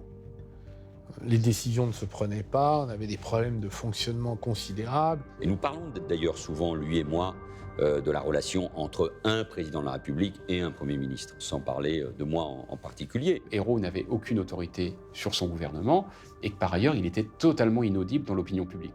Le président de la République tirera les enseignements de ce scrutin. Et il le fera dans l'intérêt de la France. Le choix de Manuel Valls, c'est une évidence. C'est l'homme fort du gouvernement, c'est le ministre de l'Intérieur que l'on voit partout, très bon communicant, qui est très populaire. Manuel Valls, il a un défaut, c'est qu'il est extrêmement clivant, ou en tout cas il a une tendance à fracturer beaucoup la gauche. Les écologistes de l'après-guerre, Cécile Duflot, le détestent, et il est sur une ligne économique qui déplaît fortement à Arnaud Montebourg et à Benoît Hamon. Arnaud Montebourg et Benoît Hamon, c'est auprès de ces deux ministres qui le trouvent pourtant trop libéral que Manuel Valls va chercher un soutien. Un soutien pour rassurer le chef de l'État sur sa capacité à rassembler. Nous avons discuté. Nous sommes tombés d'accord sur un certain nombre de mouvements et de changements, d'inflexion sur la politique économique. Manuel Valls lui dit « Je te confie Bercy, je te sécurise une place importante au sein du gouvernement, une place importante à la table du Conseil des ministres et une prise directe avec moi. » Le mot pacte n'est pas assumé, mais il y a clairement une entente. En échange de cette entente et de leur appui pour Matignon, Manuel Valls garantit à ses deux ministres des pouvoirs plus grands. Reste à savoir si cette lutte d'influence sera suivie des faits. Le lendemain de la soirée électorale, l'ambiance est suspendue au Palais de l'Élysée. François Hollande vient de convoquer Jean-Marc Ayrault en milieu de matinée. Il lui dit écoute, j'ai pas encore pris de décision, mais vraiment, je pense que ça va être compliqué. Donc prépare-toi, mais j'ai pas encore pris de décision. Il lui dit pas vraiment les choses. Mais Ayrault ne s'est pas rendu comme ça. Et il s'est défendu comme quelqu'un qui va perdre son poste et qui essaie de convaincre son patron que quand même il n'a pas démérité. C'est vraiment comme ça que ça se passe. Il plaide pendant 1 heure. Et il plaide tellement bien, croit-il, qu'en sortant du bureau, François Hollande ne lui a pas dit qu'il n'était plus Premier ministre. Alors que Manuel Valls est en train d'organiser la composition de son futur gouvernement, Jean-Marc Ayrault est le seul à ne rien savoir. Ce n'est que vers 17h que le président de la République l'appelle. Instantané RTL, François Hollande s'apprête à nommer Manuel Valls au poste de Premier ministre. 2 jours plus tard, sur la photo du nouveau gouvernement, on retrouve autour de Manuel Valls 2 poids lourds de son équipe. Benoît Hamon à l'Éducation nationale et Arnaud Montebourg à l'économie. Mais également une revenante, Ségolène Royal à l'écologie. Et alors, ce qui est très drôle, c'est que Manuel Valls raconte qu'une fois qu'ils ont réussi à débarquer Ayrault, Arnaud Montebourg dit à Manuel Valls « Bon, ben maintenant, il va falloir dégommer Pépère. » Et Manuel Valls lui dit « Mais je suis Premier ministre maintenant. Il est hors de question de dégommer François Hollande. Je suis son Premier ministre. »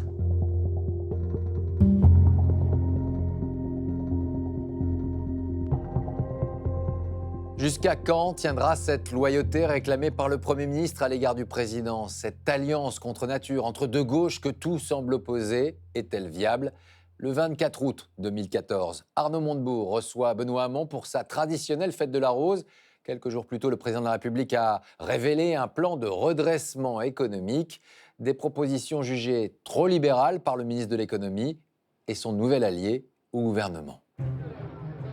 Ce jour-là, Arnaud Montebourg entend faire de ce rassemblement une tribune de contestation des mesures économiques décidées par François Hollande. À nos yeux, la politique économique qui va être confirmée va se traduire par De la pauvreté en plus, des inégalités en plus. Il est normal que le ministre de l'économie mène le débat sur les orientations économiques du pays.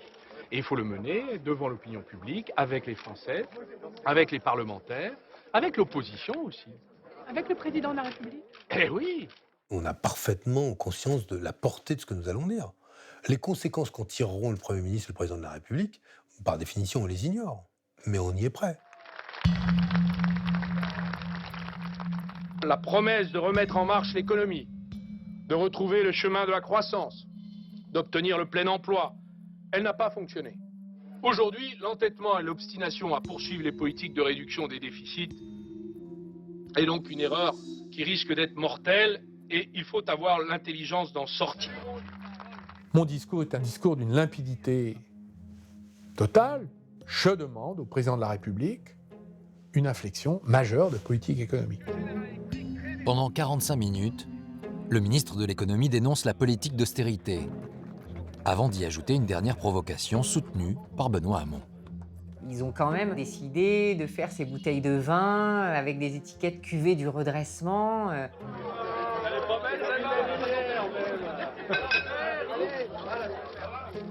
Ça devient une pièce de théâtre, comme Montebourg adore les jouer. Je vais lui envoyer une bonne bouteille de la cuvée du redressement, président. Hein? Il provoque le chef de l'État, il provoque François Hollande. C'est anecdotique, je ne vois pas où est le problème. Voilà. Je voulais que l'opinion publique soit informée des problèmes politiques. Où est la provocation? À l'Élysée, le président de la République découvre en direct cette charge sévère. Julien Drey est à ses côtés. Il voit tout de suite qu'il y a un problème qui est en train de s'installer et que ce problème va prendre de l'ampleur. Les propos étaient quand même violents et il y avait un ton insolent surtout. On voit bien que c'est l'autorité du Premier ministre, du Président de la République qui sont un peu défiés par ces élèves troublions dans la classe, quoi. Pour Valls, la faute a été commise. Et donc il dit ça ne peut pas durer comme ça ne peut pas tenir.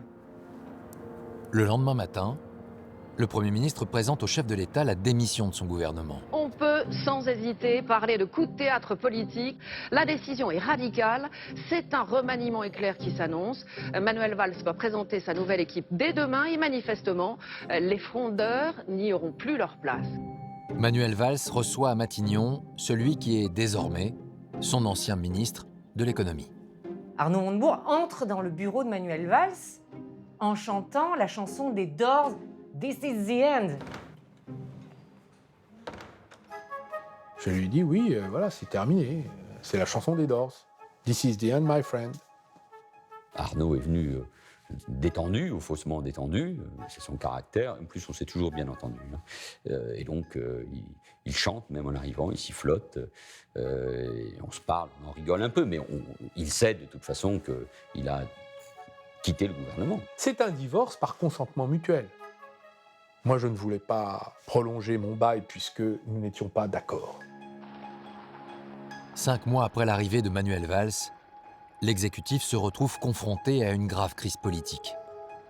Toute l'aile gauche a été exclue du gouvernement.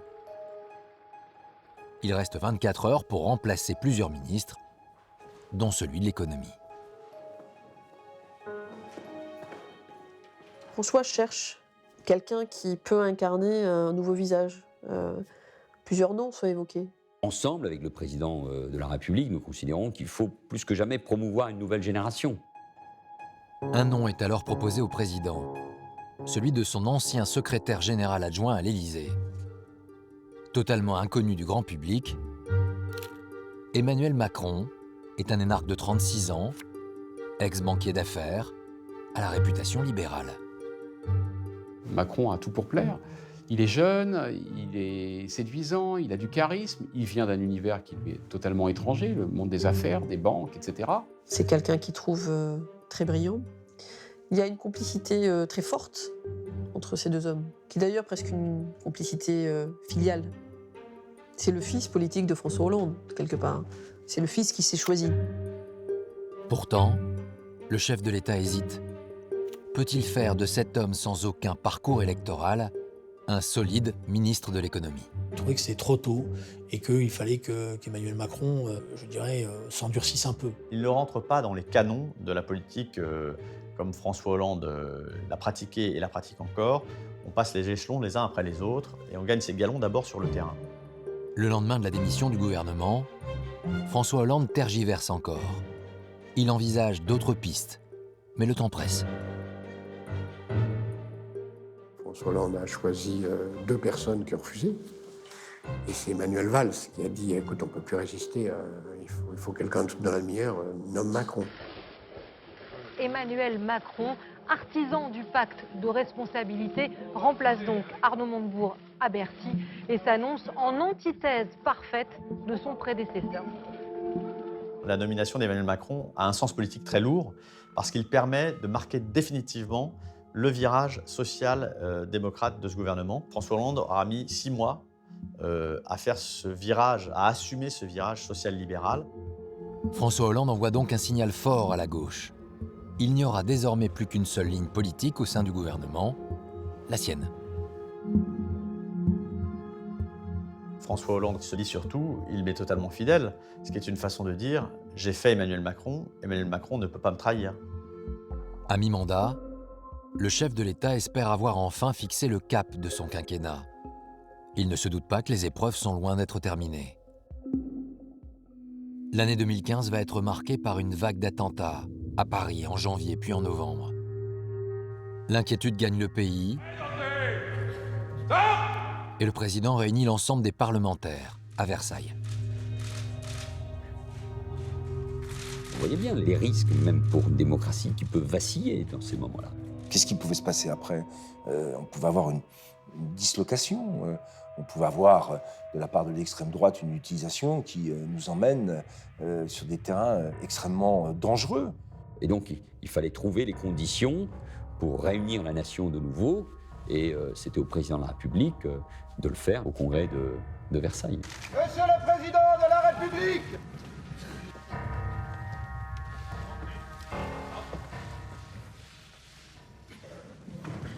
La France est en guerre. Les actes commis vendredi soir à Paris et près du Stade de France sont des actes de guerre.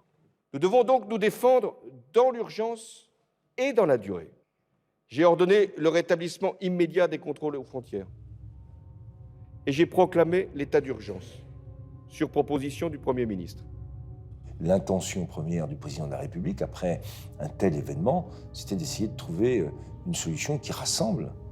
Pour fédérer la classe politique, le chef de l'État propose d'inscrire dans la Constitution une mesure qu'il espère dissuasive contre le terrorisme. Nous devons pouvoir déchoir de sa nationalité française un individu condamné pour une atteinte aux intérêts fondamentaux de la nation ou un acte terroriste, même s'il est né français. Je dis bien même s'il est né français. Dès lors qu'il bénéficie d'une autre nationalité. En découvrant cette proposition de déchéance de nationalité, une partie de la gauche se sent attaquée dans ses valeurs fondamentales qui prônent l'égalité entre tous les Français. Tout ce que la gauche compte de personnalités, d'intellectuels, de mouvements associatifs, de syndicats, monte au créneau en disant ce n'est pas possible. On sent que la gauche est totalement désemparée, à la fois les militants, mais les électeurs, que plus personne ne s'y reconnaît, quoi. Et là, tout va s'emballer. D'abord parce que lui-même ne croit pas à sa propre réforme. Parce qu'il a une mauvaise maîtrise, à mon avis, du sujet. Tout d'un coup, il s'est rendu compte que parler de la nationalité française, c'était ouvrir une très grande boîte historique et politique, c'est-à-dire idéologique, etc. Le projet de déchéance de nationalité sera finalement abandonné. La gauche aura toutefois un autre motif de colère avec la réforme du Code du travail, qui donne aux entreprises plus de flexibilité. Ce à quoi nous assistons pendant ce quinquennat est sans précédent. Nous n'avons jamais vu une gauche aussi affaiblie, aussi divisée dans l'histoire électorale récente. Jamais, jamais. Une division à laquelle l'un de ses anciens soutiens va apporter sa pierre. Le 16 novembre 2016, son ancien ministre de l'économie Emmanuel Macron est officiellement candidat à la présidentielle. Parallèlement, à droite, lors d'une primaire, Ils sont 7 à briguer l'investiture. Et François Hollande a son favori. Il a pensé longtemps, François Hollande, que Nicolas Sarkozy serait le candidat désigné par la primaire de la droite. C'était son souhait, presque son rêve. Il pensait que si Nicolas Sarkozy était le candidat de la droite, après tout, lui, François Hollande, pourrait le battre. Nicolas Sarkozy, éliminé du second tour, il vient d'annoncer qu'il pourrait abandonner la vie politique. L'élimination de Nicolas Sarkozy sonne à minima comme un avertissement pour le chef de l'État. Pourrait-il connaître lui aussi le même sort dans le cadre de la primaire de la gauche? Arnaud Montebourg, d'ailleurs, il appelait tous les électeurs à venir, et même ceux de droite, pour battre François Hollande. Dans le proche entourage de François Hollande, sa famille, ses enfants, son ex-compagne Ségolène Royal, mais aussi un ministre aussi influent que Jean-Yves Le Drian, le ministre de la Défense. Depuis déjà plusieurs semaines, ils expliquaient à François Hollande qu'il ne devait pas être candidat, qu'il devait s'éviter cette humiliation. Pour Manuel Valls, à vrai dire, ça fait déjà plusieurs mois qu'il piaffe et qu'il pense que François Hollande sera le pire candidat. Non seulement il échouera, mais en plus il entraînera la gauche vers le fond. Agacé par ce silence présidentiel, Manuel Valls va sortir de sa réserve et jouer un coup. Il veut pousser le président à se positionner et à accélérer son calendrier. L'exécutif est dans la tourmente. Ce week-end, dans une interview, Manuel Valls n'a pas exclu de se présenter à la primaire face au président. Le lendemain, les deux hommes ont rendez-vous pour leur traditionnel déjeuner du lundi. Après cette provocation, certains évoquent une démission du Premier ministre. Hollande est de méchante humeur, il est mécontent et il lui dit voilà, tu es prêt à déclencher une crise, c'est irresponsable, tu n'as pas le sens de l'État, le Premier ministre ne peut pas être candidat contre le président de la République à la primaire de la gauche, c'est impossible. Mais jamais François Hollande ne dit clairement à son Premier ministre s'il va être candidat ou si au contraire il va renoncer. Il lui dit donc ne commets pas l'irréparable, sois patient, les choses vont aller vite, c'est l'affaire de quelques jours. À l'issue de ce déjeuner, Manuel Valls assure le président qu'il ne se présentera pas contre lui. Il a compris que la situation allait bientôt se dénouer. Il est décidé à ne pas démissionner et il est décidé à ne pas porter ce rôle du traître. Il a laissé Emmanuel Macron endosser le rôle de Brutus. Il ne va pas lui-même l'endosser, ça serait absurde de sa part. Seulement 3 jours plus tard, l'Élysée fait savoir que François Hollande s'exprimera le soir même à la télévision. François Hollande se contente simplement d'appeler son Premier ministre. Il lui dit « Je vais parler à la télévision, on se parle après ».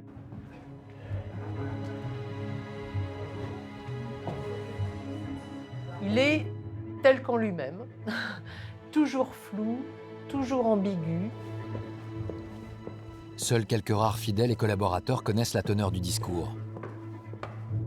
À 20h, François Hollande prend la parole, en direct. Mes chers compatriotes, je m'adresse à vous ce soir pour vous faire connaître la décision que j'ai prise dans la perspective de la prochaine élection présidentielle.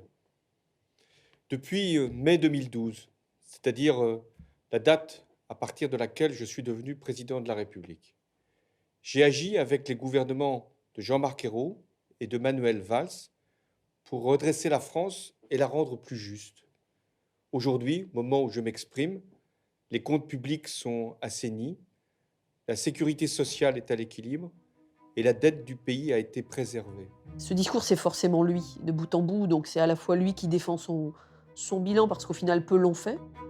Ce n'est qu'au bout de 9 minutes, à la toute fin de son discours, que François Hollande met fin au suspense. Aujourd'hui, je suis conscient des risques que ferait courir une démarche, la mienne, qui ne rassemblerait pas largement autour d'elle. Aussi, j'ai décidé de ne pas être candidat à l'élection présidentielle, au renouvellement donc de mon mandat. Vive la République et vive la France. Ce renoncement présidentiel historique, après près de 5 ans au pouvoir, signe l'échec d'une gauche tiraillée entre des courants que tout oppose. La gauche n'a toujours pas résolu le problème du choix entre une gauche idéale, mythifiée, une gauche anticapitaliste, et puis une gauche social-démocrate qui assume le fait de vouloir exercer le pouvoir. Et ça, François Hollande n'a pas tranché ce débat, et il laisse au fond ses successeurs, ses enfants terribles, assumer ce dilemme qui n'a pas été tranché.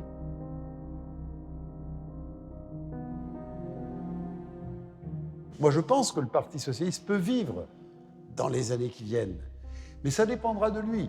Mais si les enjeux de pouvoir, les enjeux d'appareil, les clientélismes ou les ambitions, la guerre des égos sont plus importants que les idées, le danger sera grand. Le Parti socialiste peut mourir, mais la gauche peut être surtout condamnée à l'opposition très longtemps, à cause de ses divisions et de son incapacité à se rassembler, alors que l'extrême droite est là, aux portes du pouvoir, et que la droite française ne donne pas envie.